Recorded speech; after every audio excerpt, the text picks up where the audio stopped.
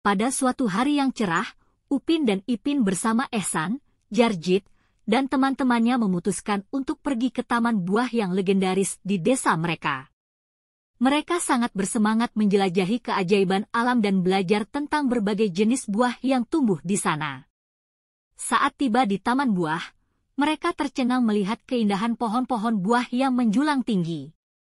Buah-buah yang berwarna cerah tergantung di ranting-ranting, mengundang mereka untuk merasakannya.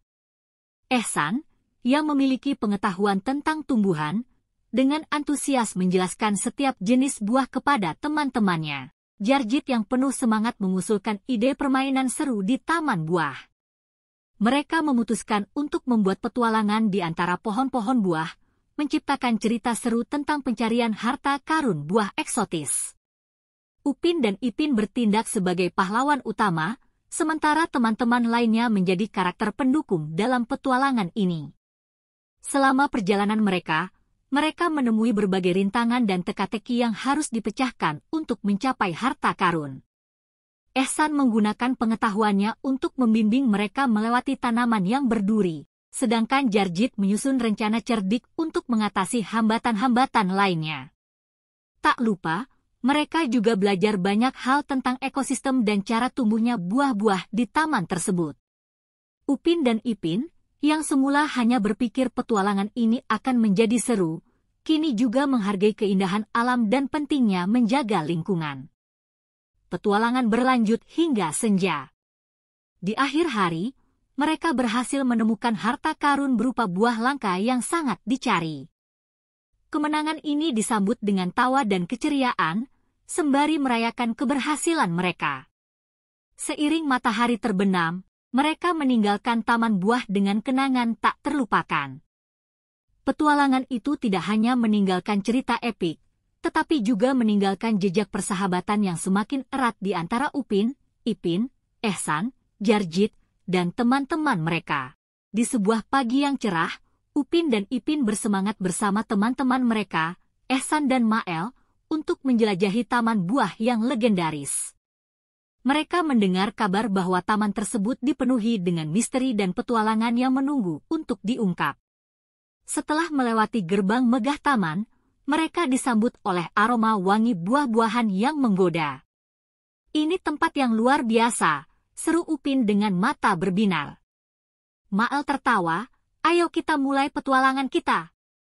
Mereka memutuskan untuk mengikuti petunjuk yang terpampang di peta taman.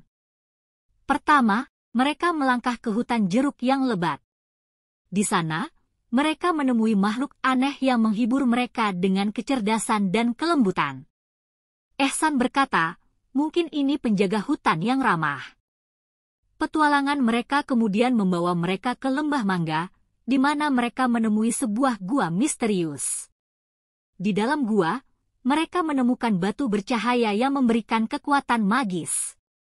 Upin dan Ipin memutuskan untuk menyimpan batu tersebut untuk keperluan darurat. Saat matahari tenggelam, mereka tiba di Bukit Anggur.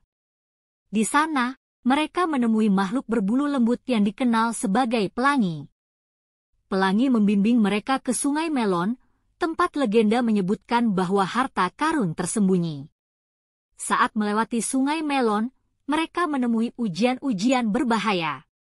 Dengan keberanian dan kerjasama, mereka berhasil melewati rintangan tersebut.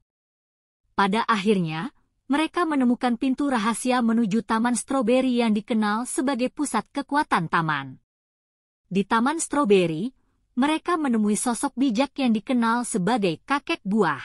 Kakek buah menjelaskan bahwa taman buah memiliki kekuatan untuk menyembuhkan dan memberdayakan orang-orang yang menghargai alam. Upin dan Ipin bertanya bagaimana mereka dapat membantu menjaga kelestarian taman. Kakek buah memberi mereka misi untuk melindungi taman dari ancaman yang mungkin datang.